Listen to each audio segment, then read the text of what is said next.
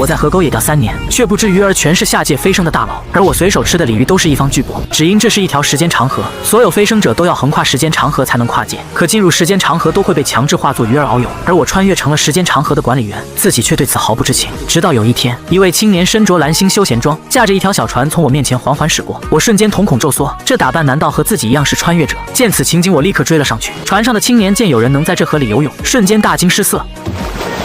前辈息怒，晚辈无意闯入前辈的地盘，还望前辈高抬贵手，放晚辈一条生路。我问你，你是谁？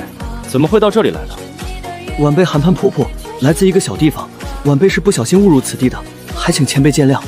你自己也不知道这是什么地方，那你怎么会在这里划船？你要去哪里？韩跑跑自然不可能说自己是穿越者，身为一个异世界来客，绝不能把身份暴露给本地土著。我还想问问前辈，这是什么地方？哎，你看，这船板上写着2个字，你看不到吗？字哪里有字？晚辈什么都没看到啊！韩跑跑顺着我手指的方向看去，却是什么都没看到，随即摇了摇头。听闻这话，我摩挲着下巴，心中暗自嘀咕：难不成这字只有我能看到？原来如此，这条船要去的地方，应该就是叫天南的地界。正好，我在这破河沟待了3年，早就待腻了，不如就坐这条船去天南看看。那个韩小弟啊，跟你商量个事儿。你看，我是这里的守河人，我的船前几天坏了，这里离城镇又太远了，你方便捎我一程吗？坐船能快不少。方便，当然方便。前辈能坐晚辈的船，是晚辈的荣幸。就这样，2人坐在船上，随着河水的流动，朝着前方驶去。可没想到，下一秒，小船突然咔的一声停住不动了。韩兄，你这船怎么突然停了？是不是撞到什么东西了？闻言，韩跑跑心里也是咯噔一下，毕竟这条船压根就不是他的，而是穿越后一睁眼就在这条船上。最难受的是他还下不了船，被死死禁锢在了这条船上。对于面前这人是怎么上船的，他其实也十分震惊。可就在2人查看起船的情况时，系统的声音却突然在我的脑海中响起：请宿主立即下船，宿主暂时还不能离开这条河，请先将此河炼化，再尝试离开。听到这道声音，我顿时欲哭无泪。好家伙，强行让自己守河是吧？这时我灵机一动，对着韩跑跑说道：韩兄，我略懂一点修理之术，你这船不像我那一艘已经彻底烂褪了，只是出了点小毛病，还能补救一下。不过我帮你修船，你得付我修理费和过河费，毕竟我刚刚也跟你说了，我是这里的守河人，来往的船只都得交过河费。闻言，韩跑跑直接傻眼了，现在穿越都要交过路费了吗？韩跑跑上下其手摸遍了全身，最后却只摸出了一根鸭脖。我只有这个东西了。闻言我才反应过来，可不是嘛，这韩泡泡刚穿越过来，身上根本没什么值钱东西。想到这，我只能就此作罢。这小子刚开启穿越之旅，连金手指都还没觉醒，确实拿不出什么过路费。可我也不打算就这么放他走。既然你拿不出过路费，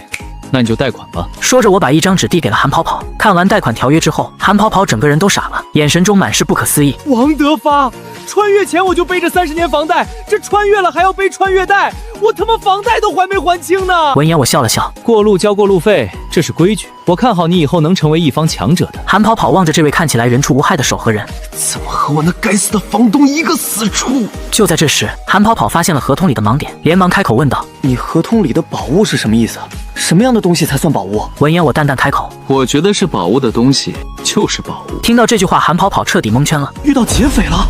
这难道就是传说中的最终解释权归商家所有？我见韩跑跑迟迟没动静，于是不耐烦地催促道：到底签不签？不签我可不放你走了。别，我签。那赶紧签完，咬破手指按个血印，这样我才放心。我双手抱在胸前催促道。韩跑跑实在拗不过，只能乖乖按了个血印。我拿回合同确认无误之后，露出了一抹坏笑，于是伸出右手：合作愉快。合作愉快。韩跑跑欲哭无泪的回应：小韩啊，你到了那边可千万别躺平，得勤奋起来。要是捡到什么宝贝，就好好利用起来，多攒点钱，该花的花，不该花的别乱花，别去太危险的，小命最重要。还有，以后等你混出头了，我会亲自去看你。我语重心长地对着韩跑跑叮嘱。多谢关心。韩跑跑一阵无语，还来看我，这是来收债吧？等我到了那边，什么狗屁合同，我才不管！你该不会想着到了那边就赖账不还吧？当然不会，等我去那边混出头了，欠款一定如数奉还。我还个屁！等我到那边混好了，我还不信你真有那个本事。请相信我，我韩跑跑不是欠钱不还的人。韩跑跑继续拍着马屁说道。随即我跳下了船，对着韩跑跑说道：去吧，去那边好好混。就在我跳下船的瞬间，小船就重新动了起来。看着韩跑跑渐渐远去的背影，我满心羡慕自己的穿越到底哪出了问题，困在这鸟不拉屎的破河里。就在我满心苦恼之际，系统提示音再次响起：你维护了河内秩序，眷顾点加200。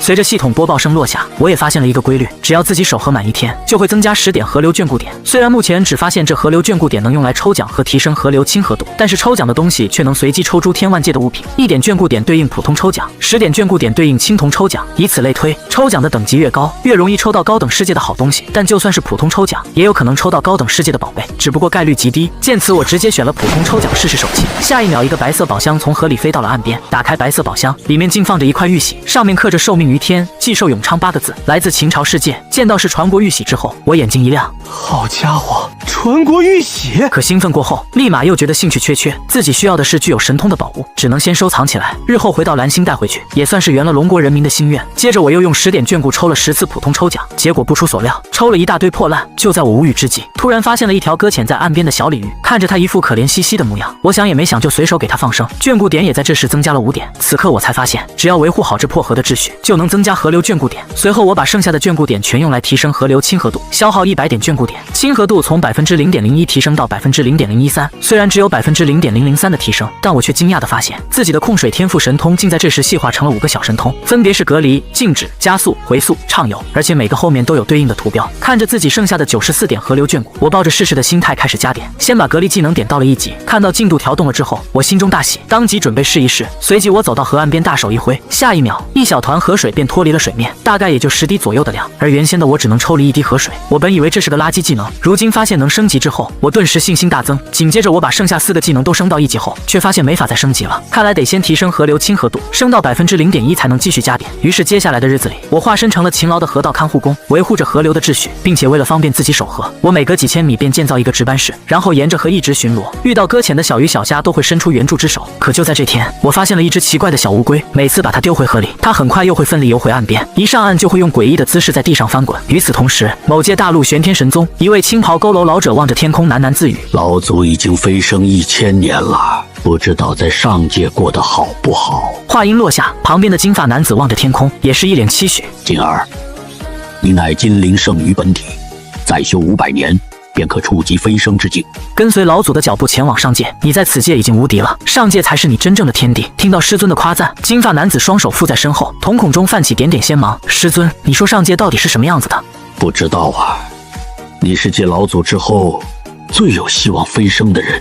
老祖本体玄龟，苦修3000年才飞升，单论天赋，1000年便出飞升境，比老祖还强。如今老祖已经飞升1000年了，说不定在上界已经成了一方巨擘了。到时候你飞升了，还能去追寻老祖的脚步。金发男子望着天空，拳头也不自觉地握紧。我一定会的，师尊，我先去闭关了，争取早日飞升。转眼100年过去，这日玄天神宗的虚空之上黑云密布，一位浑身散发金光的男子悬停在虚空之上。此时玄天神宗的所有修士纷纷走了出来，朝着虚空上的金影跪拜，恭送宗主飞升。青袍老者看着徒儿走到这一步，一双浑浊的双眼泛起了点点泪花，随后挥了挥手，去吧，去更广阔的天地。金发男子居高临下俯瞰着众人，各位，我去也！话音落下，整个人冲向了雷云深处。下一秒，空间裂缝缓缓闭合，天地也恢复了平静。与此同时，我在岸边又发现了一条搁浅的小金鱼，我毫不犹豫快步跑上前去，一把抓起小鱼，朝着河下游随手一丢，随即哼着小曲，继续沿着河边帮这些小家伙。与此同时，一条小船正缓缓驶来，准备路过这段河道。看到又有人来，我当即走到岸边，对着小船上的人影招手喊道：过来，过来，先交钱。不知道是不是距离太远，还是对方故意没听见，依旧坐在船上一动不动。见状，我瞬间来了火气，立刻施展控水神通，控制住小船下方1平米的水域静止。随即我踏在河面上，朝着小船慢悠悠地走去。走近了才发现眼前之人是一位容貌清秀的女子，此刻的她正一脸震惊地打量着我。来者何人？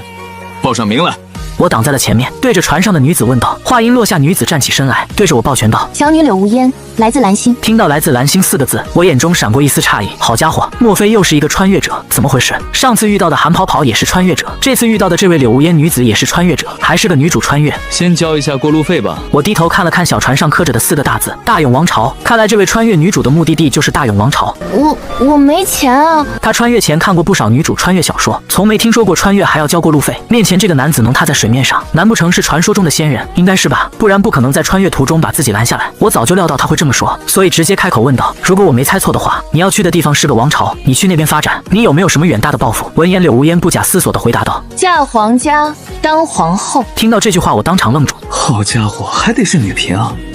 那你到了那边之后有什么能给我的？对于这种穿越去别的世界当皇后的，我还真是不知道该让她欠点什么好。然而柳无烟的回答却让我一怔。我可以让我夫君分你一半天下。你凭什么让你夫君辛辛苦苦打下来的江山我一半？凭他爱我。闻言我一阵无语。好，又是爱，爱可真伟大。我也不想再多说什么，毕竟男人何苦为难男人，自己就不折腾那个素未谋面、辛辛苦苦打江山的苦命皇帝了。于是写了别的规定到合同上去，直接让柳无烟签字按下手印，同时还语重心长地劝道：好好混，别当什么皇后了，直接当皇帝吧。话音落下，系统的提示音也随之响起。你维护河内秩序，眷顾点加100。这段时间我兢兢业业巡逻河道，眷顾点也攒到了1550点，于是我毫不犹豫消耗1400点，将亲和度提升到了0.03%，剩下的150点，我准备来一发白银级10连抽。其实我一直想抽到一本能修炼的功法，哪怕在垃圾都没关系。可抽了这么久，除了一堆破铜烂铁，一本功法都没抽到，总不能困在这里守一辈子喝吧？我就不信一本功法书都抽不到。随着10连抽结束，下一秒，我的脑海中出现了一篇青云化龙诀的修炼功法。见此，我没有丝毫犹豫，直接学习，还用眷顾点把它升到了1级。不到1刻钟的时间，我的气息开始暴涨，修为境直接提升到了炼气圆满境。我猛然睁开了眼睛，运转青云化龙诀，砰的一声，磅礴的青色灵力从掌心迸发，缭绕在我的周身。我感受着前所未有的力量，顿时兴奋无比。可就在这时，我突然发现河岸边传来一阵动静，走近一看，便发现是一条奇丘被岸边的水草缠住了。我本打算把它放生，赚点眷顾点，突然想起系统还能统御水兽，不知道契约这只奇丘能不能增加眷顾点。抱着试试的心态，我直接对它发起了契约，是否花费10点眷顾点进行契约。伴随着我心念一动，一道金光将这只奇丘包裹，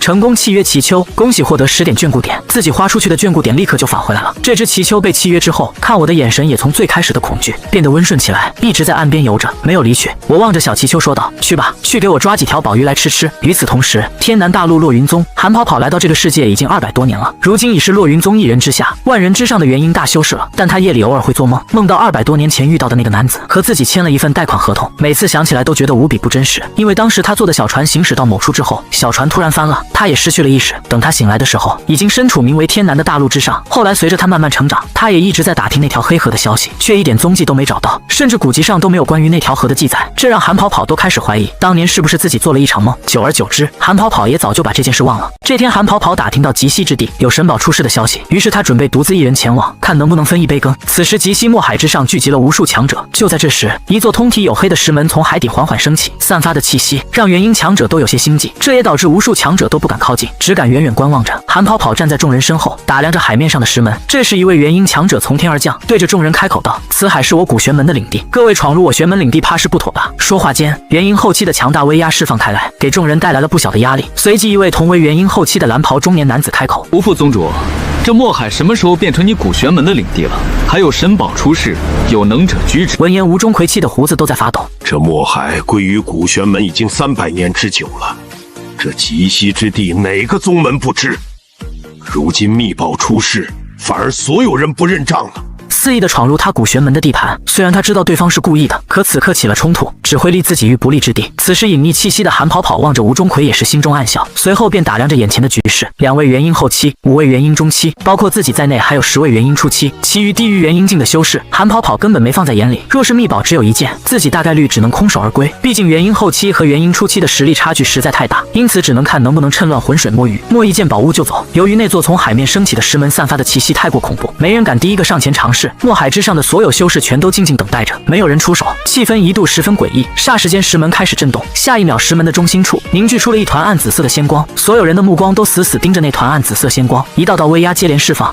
既然都不动，那老夫就笑纳了。此刻，一位元婴中期的老者运转功法，朝着仙光团冲去。随着这位元婴中期老者出手，其余人也纷纷出手。老东西，还轮不到你。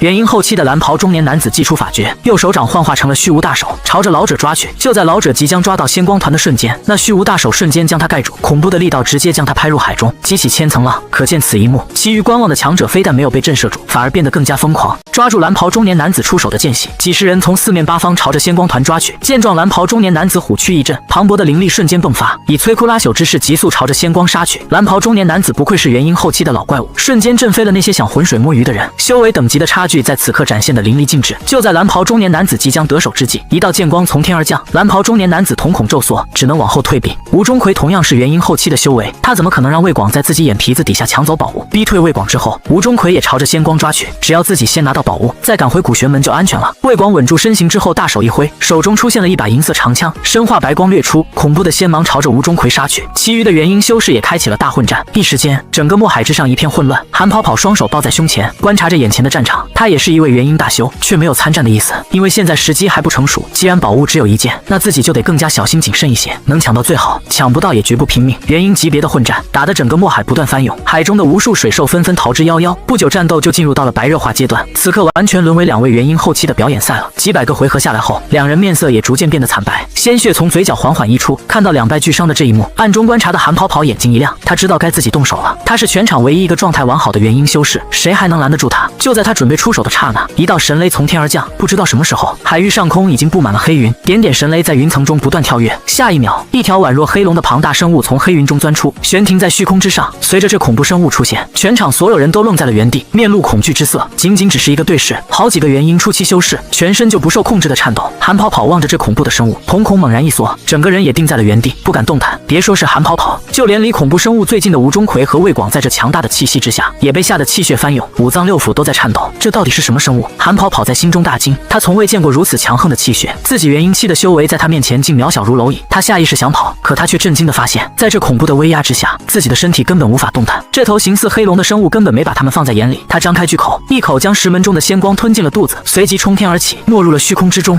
下一秒，天空恢复了平静，仿佛那头恐怖的凶兽从来没来过一样。宝物已经被凶兽吞走了，那座从海面升起的石门也瞬间粉碎成了点点齑粉，整个海面恢复了原样。所有人还沉浸在无尽的震惊中，久久没能回过神来。那头恐怖的生物到底达到了何种境界？另一边，正在午睡的我突然收到了精神感应，从椅子上坐了起来。小祈秋这么快就找到好东西了。随即我走到了河岸边，便发现小祈秋摇着尾巴，嘴巴鼓鼓的，好像含着什么东西。看到我凑近后，他立马张开了嘴，吐出了嘴里的东西。这啥玩意啊？我拿起小祈秋，吐出来的那个黑不溜秋的铁球，就像小时候玩的弹珠一样，只不过是铁做的。这就是宝贝？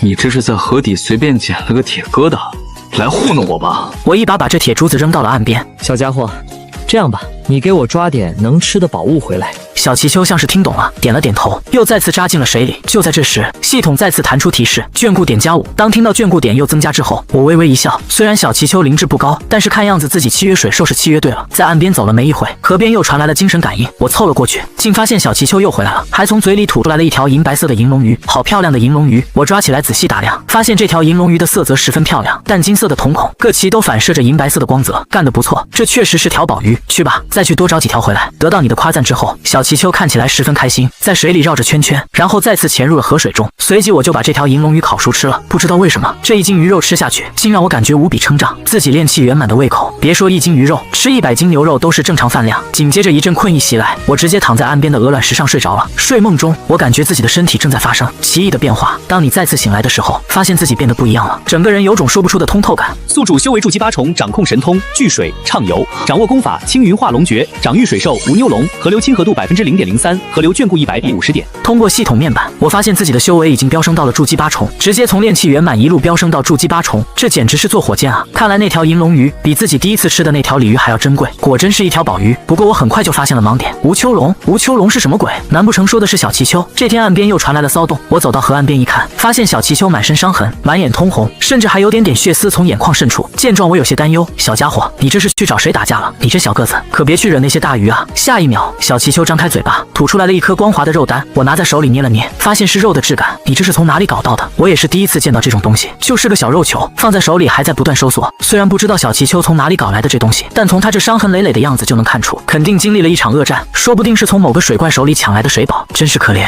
这小家伙是否使用2点眷顾点治疗祈秋？系统仿佛听到了我的心声，主动询问道：用，给我狠狠的用，不就2点吗？给我好好犒劳我的大功臣。疗伤成功。上一秒还伤痕累累的小祈秋，立马便已经完好如初了。小祈秋感激不已，激动绕着我的脚转圈圈。为了犒劳这位大功臣，随即我取出抽奖得到的野战蓝鲫鱼饵，混合均匀揉成团，直接丢到了小祈秋的面前。小祈秋凑近闻了闻，然后又后退了一些，又再次凑近闻了闻，仿佛在试探，也仿佛在确认，不知道是不是我的错觉。我好像在小祈秋脸上看到了极度嫌弃的表情。啥玩意儿？这还嫌弃？这可是好东西啊！这一团我至少能钓10多斤鱼了，现在全给你一个人享用，我这对你还不够好啊！怎么不吃啊？我蹙眉问道。听到这句话的小气秋，下一秒直接一口把这团鱼饵全吸进了嘴里。见状，我才露出了满意的笑容，这才对嘛。去吧，去玩吧，见到宝贝就带回来。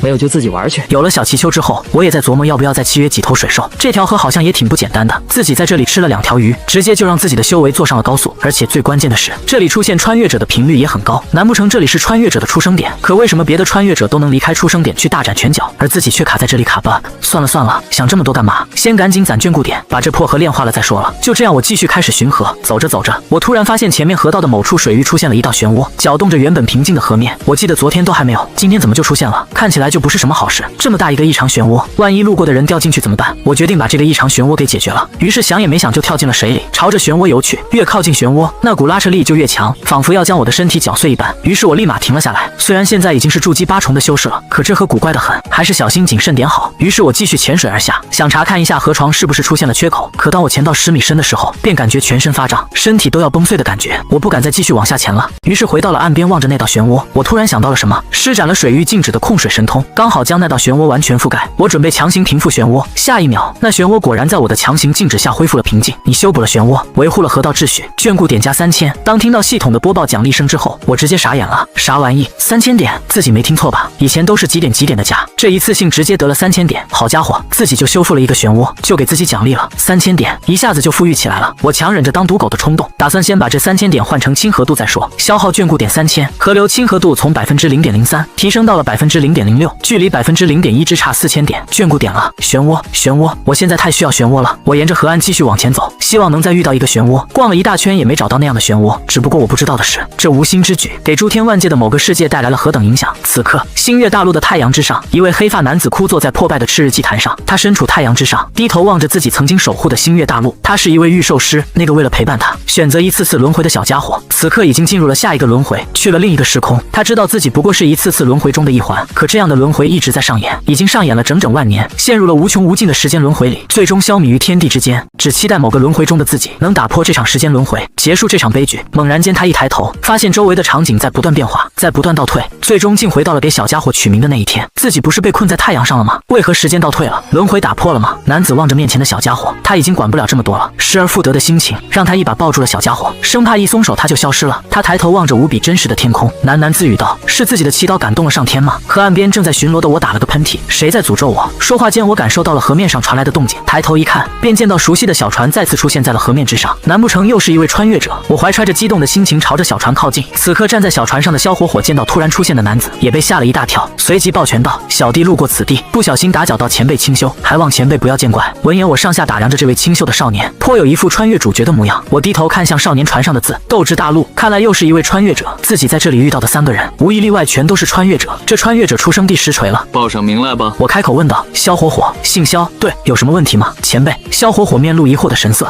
没事没事，我是这里的守河人，来往的船客都得记录在案。我只是感慨，萧这几个姓氏都是穿越大姓啊。穿越的？你试探性的问了一句，就算不是也没啥影响。闻言，萧火火瞳孔猛缩，心头发颤，看向面前男子的目光也变得不一样了，一眼就看出来我是穿越的。确实，萧火火出门撞大运，一觉醒来就到了这个地方，看样子肯定是穿越了。可面前这位神秘男子，居然一眼就看穿了自己的穿越者身份，什么鬼？随随便便一个守河的都这么强吗？前辈您是怎么看出来的？萧火火忍不住问道。猜的，随便一试就把你给炸出来了。话说这是正常人该有的思维吗？谁家好人见面就问你是不是穿越的？穿越这件事很常见吗？不瞒前辈说，我确实不是这个世界的人，但我只是想平安路过这里，并没有其他心思，还望前辈放行。既然被猜到了，萧火火也索性不装了，坦诚一点，放行可以，得交点过路费。我一本正经的说道。还要过路费啊？萧火火摸遍了全身上下，什么东西都没带，自己这才刚穿越过来，拿什么交过路费？前辈您也知道，我这才刚穿越过来，什么东西都没有。我知道，所以我提前给你准备好了这个，好好看看，然后签了吧。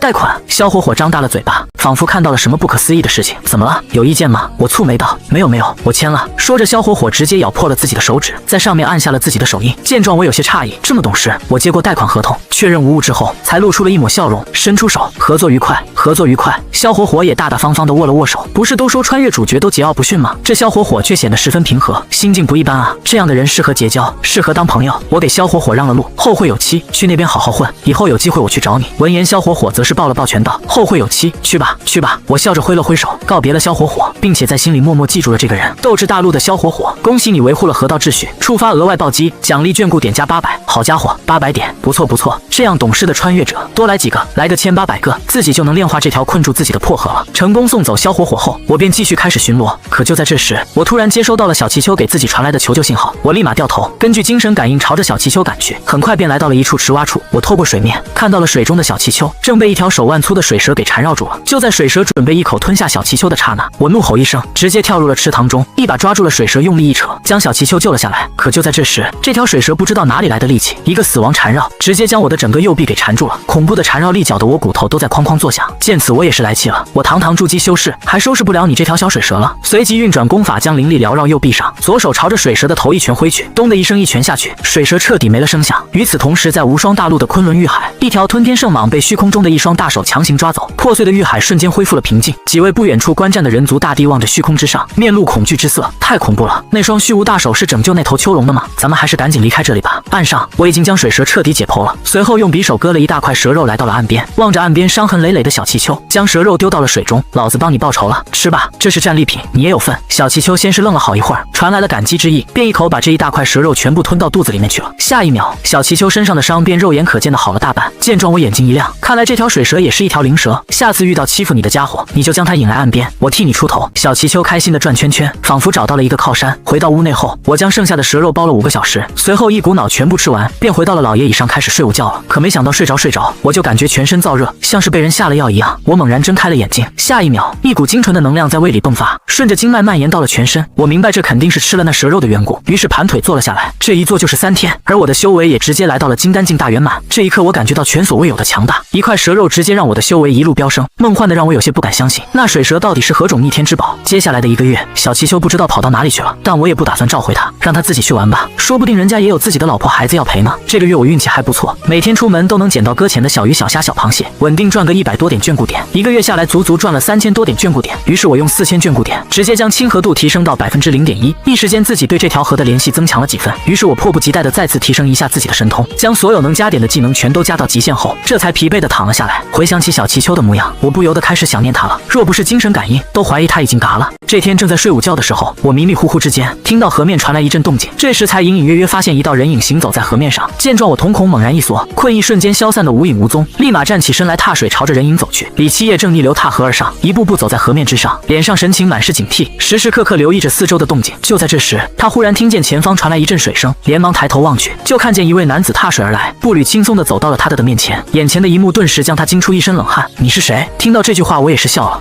你小伙子闯到我的地盘，还问老子是谁？擅自闯我的地盘，招呼都不打一声就想走？听到这话，李七夜像听到了什么天方夜谭，脸上露出了极度震惊的神情。你的地盘？你说这条河是你的？怎么有问题吗？我眉头微微一蹙，眼前这男子的气息十分诡异，看着不像是刚过来的穿越者，反倒像是本土修士。我完全看不透他的修为，想来对方的境界定然不低。没问题，李七夜也在暗中打量着我的修为，越打量心里越是震惊。他已经不知多少年没见过这么低的修为，境界他都快忘了还有金丹这个境界。可他绝不敢把眼前这位行走在时间长河上的男人当成普通的金丹修士看待。我见这位男子的神情有些急切，便出声问道：你这是打算去哪里？去找我的羊？李七夜也直接开门见山的回答道：找羊？你找羊找到我这里来了？什么羊能在河上？我只觉得这位男子有些神神叨叨的，像是哪个精神病院跑出来的病人。别人的羊不能在这条河上，但是我的羊就不一定了。你爱找什么羊找什么羊，我是这里的守河人，此河是我开，要想从此过，留下买路财。我懒得和他废话，在他眼中这男子就是来搞事情的，自己只要维护好秩序就能获得眷顾点，所以怎么可能让他在这里乱来？听到这番话，李七夜心里一个咯噔，因为他不管怎么看都看不出这位男子的真实路数，那么就只有一个可能，对方的修为远在自己之上。这时李七夜突然收起架势，露出一抹笑容道：不知道道友听说过我李七夜的名字吗？能否给个面子？李七夜已经修炼到了至高境界，这时间长河他也是经常路过，而且晚年的他为了找自己的羊，辗转各个大世界，他的名气在诸天万界也是响当当的1号人物。他以前来这时间长河也没见有什么守河人啊，怎么突然冒出来一个守河人？此刻我只感觉这位男子有些装神弄鬼。什么勾巴里七爷，没听说过，别在这里跟老子套近乎。留点买路钱有这么难吗？我又不要你多少，留一些零食，哪怕是一件宝物，甚至是一顿饭也算是给面子了。听到这句带着火气的直白话，李七爷直接懵了。多少年了，不知道多少年没人敢对自己这么说话，可是他居然不生气。要是换做以前，以他的脾气早就一巴掌拍过去，但现在他却不敢了，因为他是第一次在这里遇到这样一位诡异的人，他的身上全是谜，什么都看不清。前辈，你说的买路钱要多少？思考了良久，李七爷还是不敢赌，万一赌输了，代价可就太大了。一旦死在这时间长河之上，自己这具尸体到时候遗落到什么世界、什么时间线去都不知道，那可就麻烦了。所以他还是打算妥协了。看对方的架势，自己不大出血是不可能的。敢在时间长河上面打劫，敢问诸天万界谁能做到？即便他李七爷修炼到了如此的境界，但在穿越时间长河的时候都是小心翼翼，也不敢待太久，免得被因果侵蚀。我看着他说道：“我也不是什么大恶人，也不是要你全部家当，大家修行都不容易，但不过怎么都要给点意思。”李七爷开始思索，大出血是避免不了的。如今自己已经发现羊的踪迹，若是再错过了，下一次再找到踪迹就不知道多少年之后，所以他不能耽搁太久了。想了好一会儿，他一咬牙，从袖口中拿出一样东西递给了我：“前辈还望你莫要嫌弃，这已经算是我非常贵重的东西。”我望着李七爷拿出来的一块铁疙瘩，眉头紧蹙，脸一下子就垮了下来。什么？老子让你拿点像样的，你拿一块破铜烂铁打发老子？你真当老子是要饭的？见到男子的脸黑了下来之后，李七爷也是有些蒙圈了，这还不满意？你是在和我开玩笑吗？你拿着破铜烂铁是什么意思？你是在逗我笑吗？我拿着铁疙瘩掂量着，随即抬头冷笑道。李七爷也是懵了，这可是衍虚界的本源碎片啊，而且还是最核心的一块。当初他为了这块碎片九死一生，还被几大神王追了好几个大世界，这都不满意，这眼界是有多高？李七爷心一横豁出去了，今天大出血已经是止不住，得断条腿才能过去。随即李七爷伸出右手，穿过了自己的胸膛，拿出来了一颗金灿灿的心脏，递到了我的面前。见状我也是被吓了一跳，好家伙，我只是让你拿点稍微值钱的东西，你直接给我掏心掏肺，而且把掏出来了之后人还没事，这小子难不成是什么魔修？长了2颗心脏，我才刚接触修仙不久，对于这些诡异法术也不太明白。前辈，这个应该有诚意了吧？李七爷脸色有些惨白，这颗心脏他炼化了足足1000年，融合了青龙之心、挖渊之力、太溪骨胎等等，他这种境界没了心脏没什么太大的影响，只不过麻烦些，想重新炼制得再花1000年时间。闻言我诧异道：“这是你的心脏？你这样真的没事吗？”没事，前辈也应该能看得出来此物不凡，虽然可能入不了你的法眼，但我也耗费了不少时间。这是你炼制出来的宝物吗？我好像抓到了重点，既然是宝物，那我就收下了。那你过去吧。我给李七爷让出了路，多谢。李七爷总算是露出了笑容，要是对方再不满意，李七爷就只能硬闯了。对了，你的羊在哪里丢的？要不要我帮你找找？收到过路费后，我也是露出了笑容，关心道：“多谢前辈好意，我已经发现那畜生的踪迹，我应该自己能找到。”李七爷不愿意透露羊的秘密，毕竟那头羊身上蕴含着关系自己命运的秘密。那行吧，祝你好运，早日找到你的羊。我也不多问下去，只是感觉来河上找羊确实很奇怪，可能他的羊是水羊吧。这个世界出现生活在水上的羊，应该也不算奇怪吧。李七爷一步步慢慢的朝着河的上游走，见到李七爷走得这么慢，我决定帮他一把，于是操控着李七爷脚底下的水域开始加速。一瞬间，李七爷发现自己脚下的水域开始朝着前面快速流动，他转头一看，发现是那位前辈在帮自己，顿时他对我的怀疑瞬间烟消云散。控制时间长河的流速，什么鬼？这是大佬，这是顶级的无敌大佬。很快他便消失在了河道的尽头，李七爷也看不到我的身影了。该死，早知道那位前辈这样牛批，应该多结交他，自己甚至都忘记问前辈的名字。他回想起刚刚自己吹牛，还说对方知不知道自己的名字，企图让对方给自己一个面子。现在回想起来，只感觉脸火辣辣的，太丢人了。轻松惬意行走在时间长河之上，还能控制时间长河的流动，这样的无上存在，哪里需要给自己一个面子？维护河面秩序眷顾点加1000，听到系统奖励的足足1000点眷顾点，我嘴巴都快笑裂了。再多来几个像李七爷这样的闯河人就好了，既可以赚眷顾点，又可以收点过路费。自己是守河人，收点过路费很合理吧？我回到了自己的食物前，左右打量了一下李七爷给自己的铁疙瘩，左瞧瞧右看看，没看出啥不凡来，就当做废铁疙瘩丢到自己的屋内去了。随即我的目光落在了这枚金灿灿的心脏上，拿在手上有些沉，掂量掂量，这足足得有1000斤重吧？坏了，忘了问李七爷这宝物该怎么用了。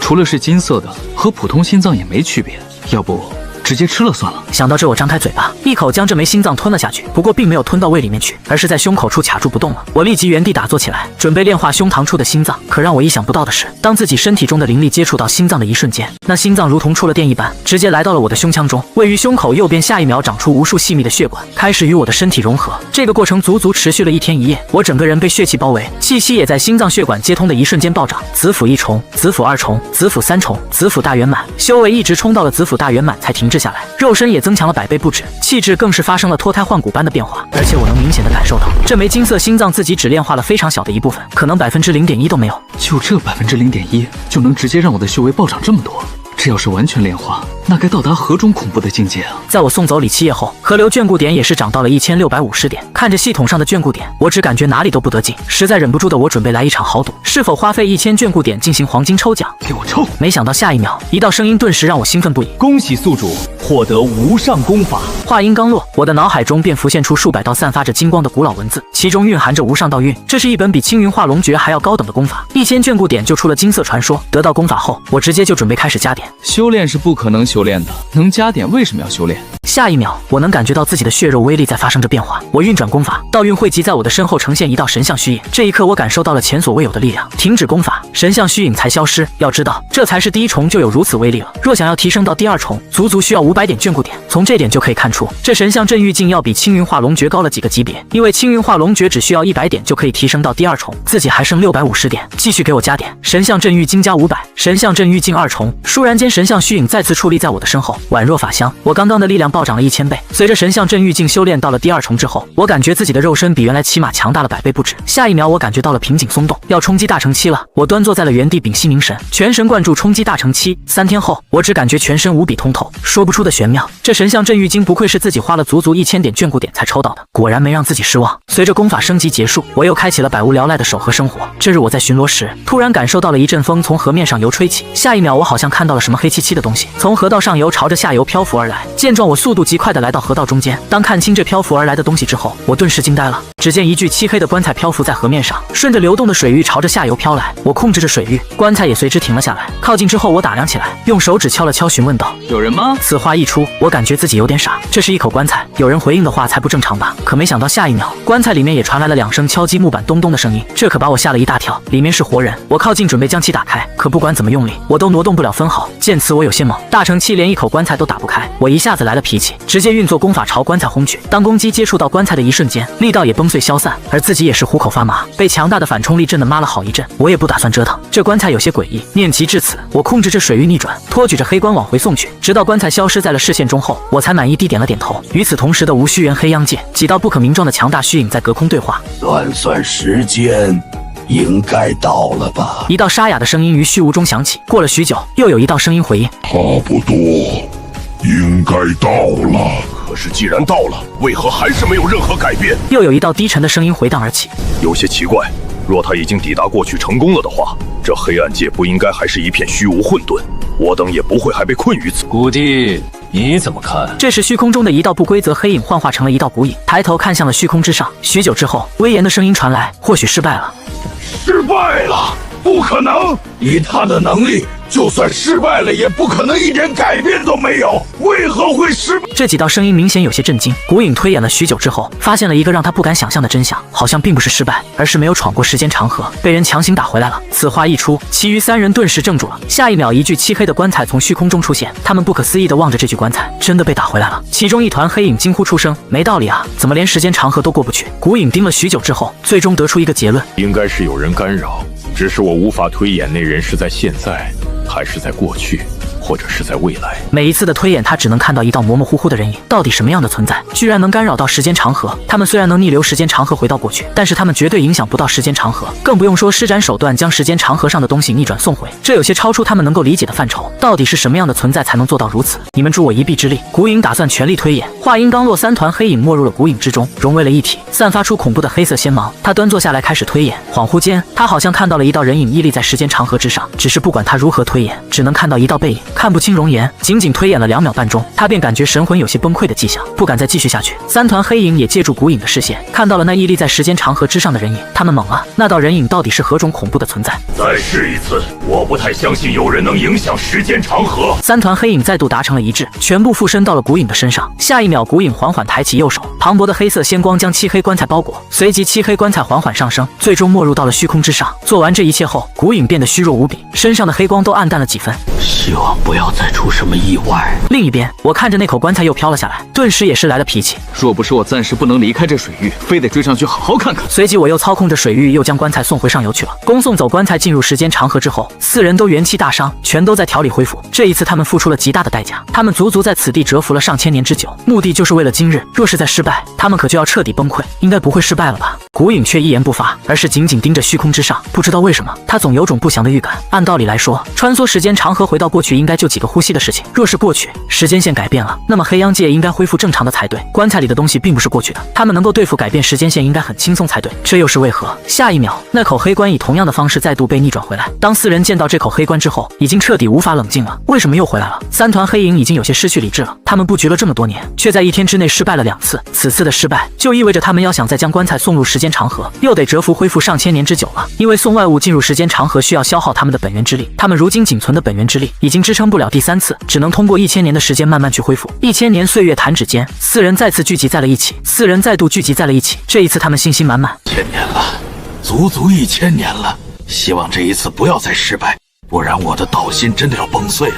不会的，都过去1000年了，说不定那人早就离开了。古影再次集结了另外3人的本源之力，再度操控棺材进入了时间长河中。与此同时，河岸边，我正在清理岸边的杂草，抬头一看，便看到一口黑棺再度从上游飘了下来。我顿时愣在了原地。什么玩意儿？还来？这才过去10天，家里又死人了吗？此刻一股无名的怒火冒了出来，随后我来到了河流中间，拿出了一支笔，在棺材表面写了一句话：你有本事再试试。写完之后，我当即操控着水域逆流，将棺材送到上游去了。做完这一切后，我便回到了岸边继续清理河道。黑央界4人十分忐忑地望着虚空，1000年的岁月对他们来说不算长也不算短，不管怎么说，这也是足足1000年之久。此次若再失败，他们真的会怀疑人生。弟，怎么样了？你能感知到他成功穿越时间长河，抵达过去吗？其中一个黑影十分忐忑地问道。看不清。古影凝望着虚空，他已经没有多余的本源之力去推演，只能静静地等待结果。下一秒，虚空之上的空间开始扭曲起来，4人的心弦随即紧绷起来。倏然间，一具漆黑的棺材再度从虚空中出现，来到了4人面前。棺材的出现意味着他们又失败了。为什么？其中的一团黑影不甘的嘶吼，强大的威压震得整个黑暗界都在晃动。古影朝着棺材走去，靠近之后，他发现棺材上多了一行字，虽然被岁月之力侵蚀，有些看不清了，但隐约能看出来，你有本事再试试。这短短的一句话，使4弟瞬间凝固在了原地，强大的恐惧代替了愤怒。不知道为什么，这一瞬间好似有一双眼睛正盯着他们，让他们心头发麻。谷弟，接下来该怎么办？3人纷纷看向了主心骨，这一刻他们也迷茫了，不知道下一步该怎么走。谷弟思考了很久，在心中下了一个重大的决定。事到如今，我们先尝试能不能与主战场取得联系。说罢，4弟开始推演，将自己的信息传出黑央界，传到遥远的主战场。黑央界的50年岁月匆匆而过，一道意志出现在了黑央界。当4弟感受到这道意志之后，也是欣喜若狂，总算成功了。紧接着，4弟幻化成了人影，朝着虚空中的那道虚幻的意志单膝跪地，行了一个特殊的礼。尊上，化落虚空中的意志泛起点点金色仙光，声音也传到了4弟的脑海中。你们4人将我这道意志尽数吸收，以最快的时间恢复肉身，将黑棺亲自送往5000年前的淮南界。时间紧迫，我们尽可能以最快的时间恢复。亲自穿越时间长河回到5000年前协助尊上。谷地喃喃道：可是万一碰到那位3番5次阻碍我们的存在？其余3人有些担忧。没那么多可是，这个任务我们必须完成。我也想看看到底是谁在时间长河上拦路。如今有尊上撑腰，我们不能畏畏缩缩。谷地一改先前恐惧的模样，正躺着休息的我猛打了一个喷嚏。又是谁在诅咒我？我站起身来，这时我突然感受到了精神感应。小净脱失踪1-2个月了，总算知道回来了。随即我便循着精神感应朝着河岸而去。刚到岸边，便发现了奄奄一息的小气球。定睛一看，它的尾巴上缠绕着一根黑绿色的水草，水草的末端好像连接着什么东西。此时此刻，小气球全身都是伤痕，还有一道可怖的伤痕从头部蔓延到了尾部。是否使用100眷顾点进行疗伤？我有些诧异，上次他也是受了不小的伤，都只需要几点，而这一次居然需要100点。不过我也没用犹豫，下一秒，小气球身上的伤痕瞬间愈合，它的气息也在快速恢复。望着恢复如初的小气球，我也是松了一口气。这小家伙可是我的第1只宠物，也是我的好运锦鲤，就算花1000点自己也不会犹豫。恢复之后的小气球也是向着你传来了精神感应。我看向了小气球尾巴上的水草，难道这是你找到的宝贝？我将缠绕在小气球尾巴上的水草给取了下来，走近一看，顿时被吓了一跳。这是一具骨架，而且还是人的骨架。我的乖乖啊，这就是你说的宝贝？你怎么给我捞了一具尸体回来？就在我觉得晦气，准备将这具骨架扔回河底的时候，却发现这骨架泛起淡淡的金光，难不成是宝贝？我将骨架拖回岸上，然后蹲下身子开始打量起来。可当手指触碰到的一瞬间，我便瞬间缩了回来。好高的温度，自己的肉身都已经如此强大了，居然手指还被烫起了一个水泡。不对，这具尸体被河水泡了这么久，为何还有这么高的温度？难不成这具骨架生前是一位强大的修士？可就在我思考之际，竟一个不小心摔到了骨架上。突然间，骨架像一块牛皮糖一般，紧紧的与自己的皮肤贴在了一起。最恐怖的是，这骨头开始朝着自己的身体融合，这可把我吓得半死。完了完了，这骨头怎么像活过来了一样？该不会是要把自己夺舍了吧？随即自己运转功法去抵抗融合，可是却发现根本阻止不了。短短3个呼吸，筋骨完全融合到了自己的身体中。此刻我全身的骨头全部变成了金色，气息也在此刻开始暴涨。大成中期、大成后期，一连突破了2个境界。然而提升最明显的并不是修为境界，而是我的肉身强度。气血之力瞬间翻了100倍不止，并且随着肉身的增强，从李七夜得到的心脏竟与自己身体的融合又更近了一分。这一刻，我感觉自己的身体无比轻盈，有种说不出来的玄妙之感。最终，我的修为停留到了大成圆满，距离化神境也只有1步之遥，爽啊！我心情大好，来到了河岸边，将小气球给召回来，准备给他一个大大的奖励。是否花费100点眷顾点进行喂养？是，给我狠狠地犒劳我的小气球。随着眷顾点反馈到气球的身上之后，它不仅恢复到了最完美的状态，身子更是突然长到了1米长。见状，我有些诧异，看来自己的眷顾点不仅能治疗水兽的伤势，还能帮助它们成长。不错不错，如今已经有1米长了，已经是一条大鱼了。现在你长这么大，以后也不容易被大鱼大蟹欺负。话落，小气球十分开心，来回游动着，尾巴也不断拍打着水花。翌日，我用河边的藤子编织了一个简易的地笼，用来抓鱼。因为从小气球这几次给自己带回宝贝来之后，我也发现了这条河里藏着不少好宝贝。我选了几处放置好的地笼，就哼着小曲巡河去了。第2天，我起了个大早，便来到了这片水域，看看今天有没有大货。第1个地笼全是河沙和虾米，第2笼提起来什么都没有，只剩下最后1笼了。我十分忐忑地提起来，却发现里面依旧全是淤泥和沙。唉，难不成又要空去？可就在这时，我发现淤泥里有动静，里面有东西。我提起来，来到了岸上，将淤泥倒了出来之后，便发现了一团圆饼状的东西，类似章鱼的软体动物，卷缩在了一团。仔细打量了一圈之后，竟发现这是一只紫红色的孔瑶。这是一种栖息在较寒海区沙底的鱼，常潜埋沙中，白日潜伏，晚上活动觅食。不知道为什么，我感觉这只孔瑶看起来很有眼缘，于是便对它契约了起来。随着我的心念一动，与孔瑶瞬间建立起了精神联系。上一秒还在瑟瑟发抖的孔瑶，这一秒向着我投来了善意的感应。我将孔瑶放在了水中，去吧。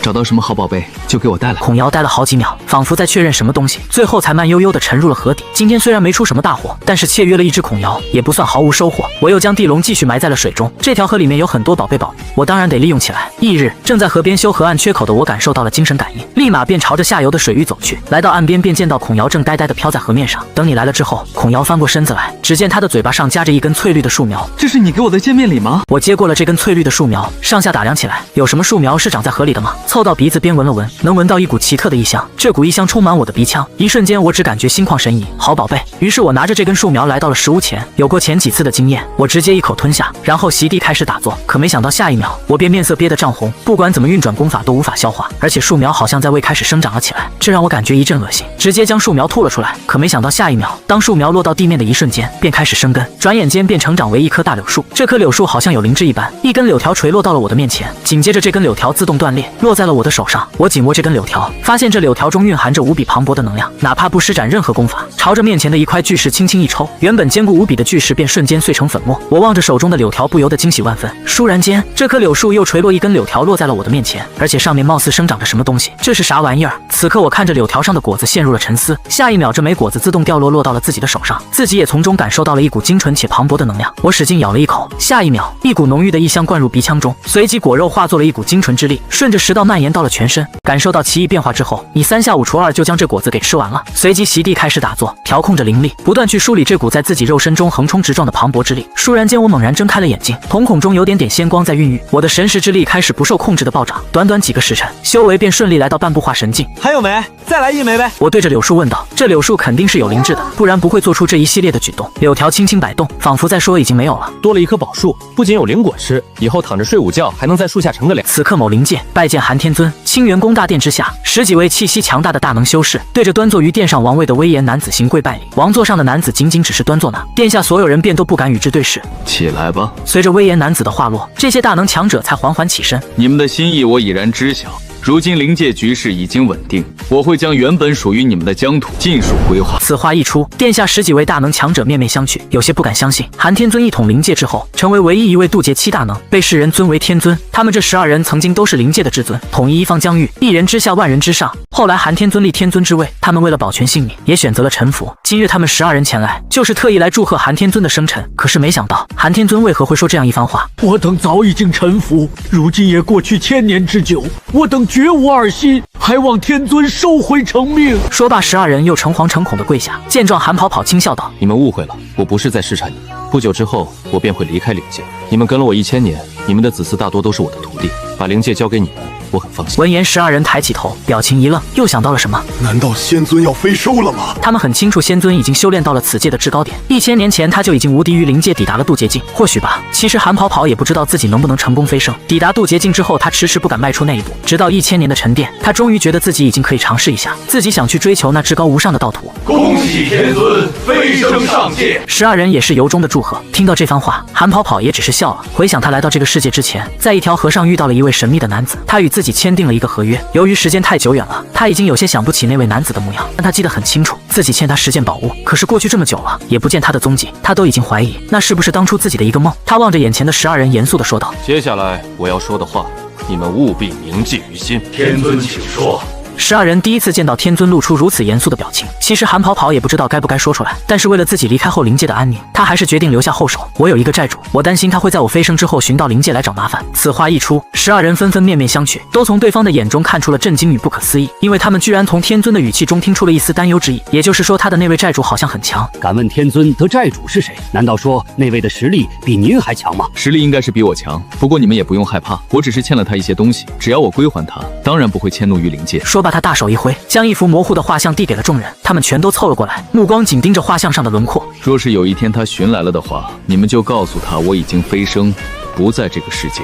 关于欠的东西，我早已经放在了灵界的某个地方，希望他不要迁怒。12人小心翼翼地将画像收了起来，郑重地点了点头。接下来的100年时间，我将会闭关渡劫，关于灵界的管理就交给你们打理了。我等定不负天尊的重托。天尊，请放心闭关吧。另一边，我正靠着柳树休息，在梦中突然感知到了什么，猛然站起身来，朝河岸走去。不一会便发现小齐秋和孔瑶正在岸边的水中打了起来，两水兽打得不可开交。别打了！我怒吼了一声，这两家伙这才意识到主人已经来了。两水兽战战兢兢，十分无辜地望着我。打什么打？你们都是我的爱将，我还说哪天你们2个洋见面认识一下呢。这下倒好，不用介绍了，你们现在算是不打不相识了。我训着话，两水兽老老实实的听训。当他们得知自己是同一位主人之后，心中的怒火也是消失殆尽。两兽才开始握手言和，表示自己先前唐突了。见到两水兽和好了之后，我满意地点了点头。这样才对嘛，都是一家人，何必打得头破血流的？以后你们2个得相互照应，明白吗？话落，两水兽这才点了点头。此时此刻，某处大界混沌之海，众多修士眼睁睁看着混沌之海快要被2位至高生灵打碎了。他们为了争夺机缘来到了这混沌之海中，却没想到突然出现了2头强大的生灵，在上空打了起来。由于被黑雾遮盖，他们看不清2道强大的存在是何种生命，只能隐隐约约看到恐怖的身躯。所谓神仙打架，小鬼遭殃，混沌之海的结界最快也要在1年后才会重新开启，他们无法离开这里。由于那2道恐怖生灵的战斗，如今已经将此方小世界打得支离破碎，已经到了快崩碎的边缘了。一旦此小界崩碎，那么他们所有人就会葬身于此地。可是他们却做不了什么，虚空之上那种级别的战斗不是他们能够阻止的。殿下，若此界崩碎，属下会献祭自己，替殿下杀出一条生路。此刻，一位中年男子对着面前一位女子单膝跪地道：“女子矗立于海面上，绝美的容颜下是一双看不清一丝情绪的美眸。你觉得你有那实力吗？”话落，中年男子将头埋得更低了。属下该死，大放厥词了。每个人到了将死的时刻，都会暴露自己最真实的害怕。你的内心明明是害怕的，既然害怕，就退后一些。说罢，女子手中出现了一把长剑，望着虚空之上的不断闪烁着白光的黑雾，眼神也愈发坚定起来。既然都要死，不如战死。感受到女子的战意，中年男子慌了，声音都有些颤抖：“殿下，你不能死，你若死了……我死了又怎么样？人都有死劫，我只不过是提前遇到。”女子打断了他的话，她自己也很清楚，这2头生灵不是她能比拟的，即便自己冲入战场去阻止，下场也是灰飞烟灭。但她也不愿意就这样等待世界的崩碎。就在她准备只身杀入战场赴死时，一道虚无大手破开了此界的虚空。此时此刻，所有人纷纷抬头看向了那双虚无大手。原本濒临崩碎的世界，此刻突然安静了下来。只见那一双虚无大手破开虚空之后，朝着黑雾中的2位正在大战的生灵拍去。就是这么轻轻的一拍，那2道恐怖生灵瞬间停止了大战。所有人恐惧地望着那双虚无大手，甚至忘记了呼吸。他们从未见过如此恐怖且离奇的一幕。河岸上，我双手叉腰，惊喜道：“原来如此，你们是同时找到了1件宝贝才打起来的，都是一家人，打什么呀？现在认识了，下次可得好好相处。”从他们传来的精神感应中，我明白了他们打起来的前因后果。什么宝贝让你们打得头破血流？快拿出来我看看！两兽好像谁也不让谁，共同将一颗外表宛若夜明珠的紫白圆珠推出了水面。感受到了两兽暗暗较劲的心思之后，我则是笑了笑说道：“好了好了，这件宝贝是你们一起找到的，你们都有功。说罢，两兽这才没有再继续暗暗较劲。我一把将这颗紫白色的夜明珠拿了起来，握在掌心处仔细打量。这枚夜明珠大概有拳头大小，外表是白色透明，里面却装着流动的液体，呈现紫黑色，能感受到有一股十分磅礴的能量被封在了其中。运行功法之后，一股强大的吸力从掌心传出，朝着夜明珠吸去。下一秒，一股淡淡的血气从夜明珠中被吸出，顺着掌心传到了我的全身。随着这股淡淡的血气没入肉身之后，我瞳孔一缩，只感觉自己的气血在疯狂暴涨，瞬间涨了2倍有余。不仅如此，我能明显的感觉到卡着自己的瓶颈松动了，再来几次，说不定自己都能彻底踏足到化神境了。这枚夜明珠应该是一种辅助修炼的法宝。我将夜明珠收了起来之后，便准备好好奖励自己的2名爱将。过来过来，